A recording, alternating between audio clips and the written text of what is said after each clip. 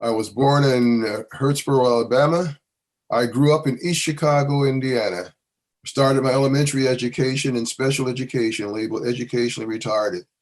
We were labeled special ed primarily, and to my knowledge, exclusively because we were Black. My mother never believed in labeling. My mother believed in dreams and possibilities. And she told me, George, you're going to take this family out of poverty, as her mother had told her. You're going to do what I have not been able to do, but I have you.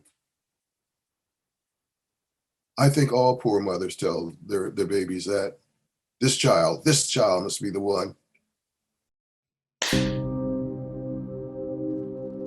When I finished my doctoral studies with a PhD in educational sociology, I received a call from a place called the University of Oklahoma. He said, "We heard that you're interested in being a full-time professor. Would you consider coming to Oklahoma?"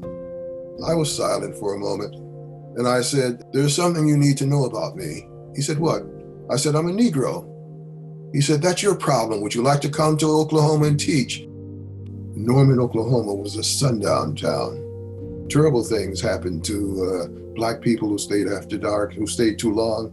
Imagine going to a place where you're not wanted, where immediately you receive obscene phone calls at all hours of the night, garbage thrown on your lawn, police officers stopping me at night and asking, "Why in the world are you in this neighborhood at night, boy?"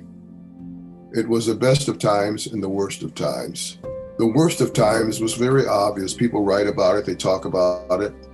The best of times, on the other hand, are the people who said, "We're glad you're here. Welcome."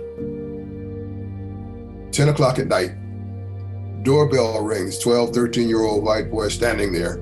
I said, "I paid for the paper last week," and closed the door. The doorbell rings, same kid standing there. He says, "I'm not your paper boy, I've come to take Faith to a movie."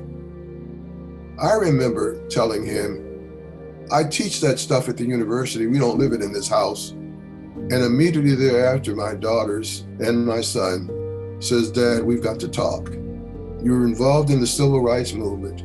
You're encouraging other people to live as humane people. Why do you behave so badly when our white classmates come and they want to do things?" That was my moment of truth. If I teach reconciliation, rapprochement, acceptance, then I must live that.